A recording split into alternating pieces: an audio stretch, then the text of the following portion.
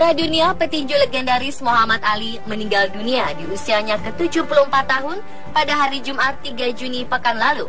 Sang legenda meninggal setelah ia tak kuasa menahan penyakit Parkinson yang dideritanya selama 32 tahun. Tak ada yang menyangka, dari sosok Ali yang bertubuh tegap dan tinggi besar, memiliki riwayat penyakit yang begitu berbahaya.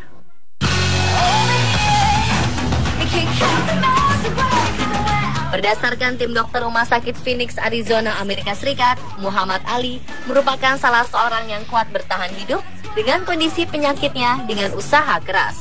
Berdasarkan pengalamannya di ring tinju, pukulan berulang-ulang kali ke kepala Ali bisa jadi penyebab utama serius cedera otak. Dan tak hanya itu saja, mayoritas gejala penyakit Parkinson ini memang muncul tanpa ada alasan yang jelas. Seperti kondisi Ali saat baru saja pensiun dari ring tinju pada 1981 lalu. Saat itu, gejala Parkinson sudah mulai terlihat jelas, seperti mengalami tremor gemetar yang tak bisa dikendalikan.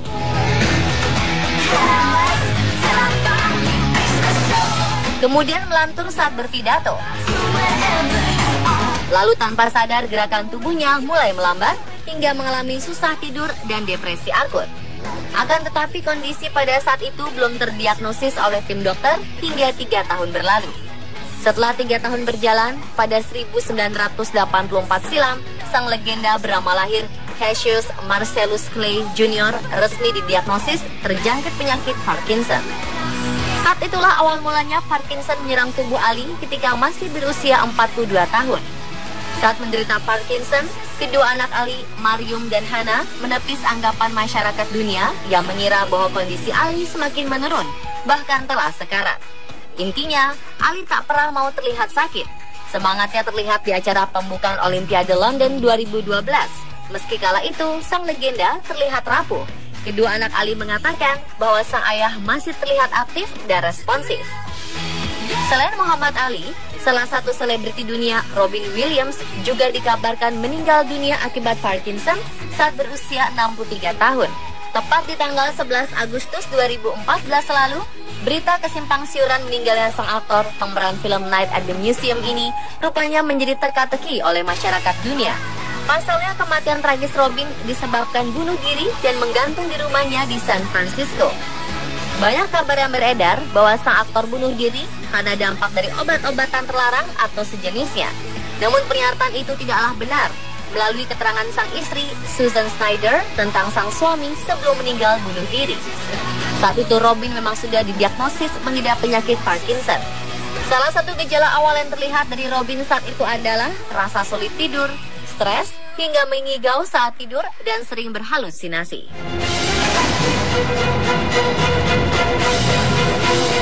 Robin Williams mungkin saja menjadi salah satu penderita Parkinson dengan gejala gangguan ingatan hingga berhalusinasi tingkat tinggi, di mana gejala halusinasi tersebut tergolong dari Lewy body dementia.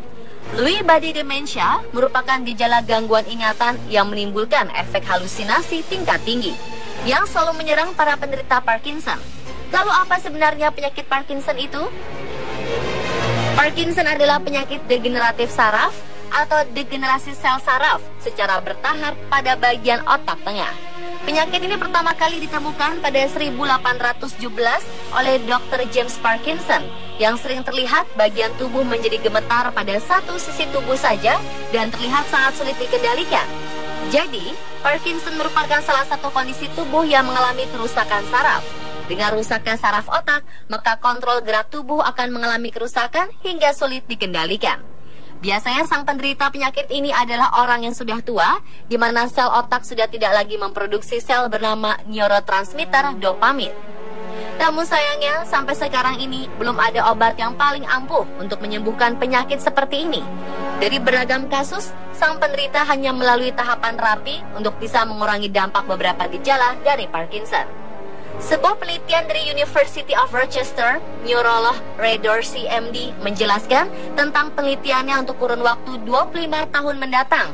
Diperkirakan jumlah individu yang terjangkit penyakit Parkinson di 15 negara di Eropa, Amerika, dan Asia akan terus bertambah.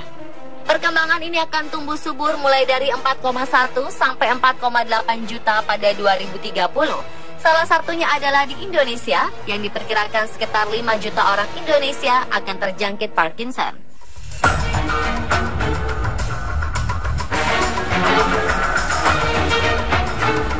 Parkinson jarang ditemukan pada anak-anak.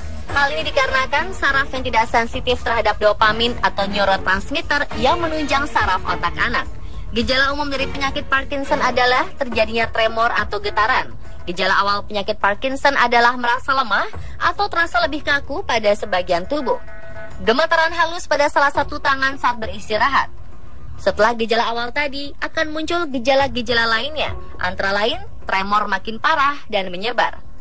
Otot terasa kaku dan tidak fleksibel. Pergerakan menjadi lambat. Dan berkurangnya keseimbangan serta koordinasi tubuh. Lambat berkedip, kesulitan menelan, masalah keseimbangan dalam berjalan, dan tidak adanya ekspresi wajah juga bisa jadi gejala penyakit Parkinson. Penderita juga bisa mengalami gejala fisik dan psikologis lain, seperti munculnya stres berkepanjangan hingga depresi, sulit tidur, sampai pada tahap kehilangan ingatan.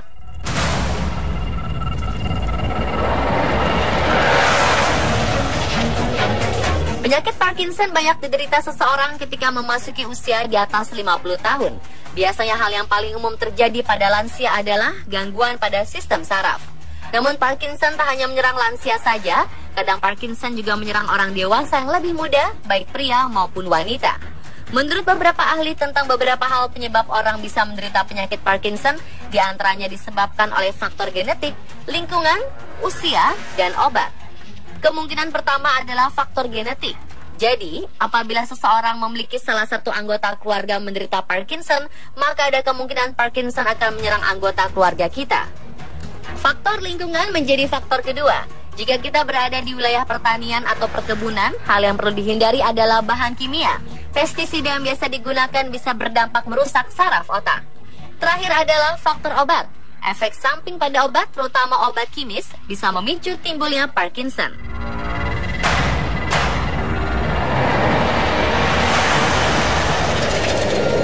Sampai saat ini memang belum ada obat secara pasti untuk penyembuhan Parkinson. Tindakan yang bisa dilakukan adalah upaya pengendalian gejala-gejala yang muncul. Pemberian obat dan penanganan yang diberikan hanya ditujukan untuk meringankan gejala yang dialami.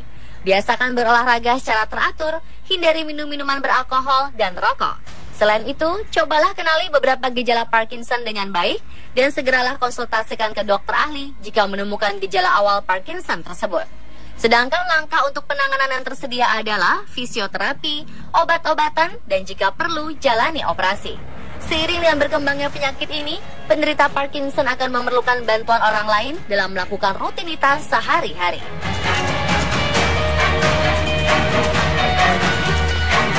Pemirsa, itulah informasi seputar penyakit Parkinson. Semoga menambah pengetahuan kita ya.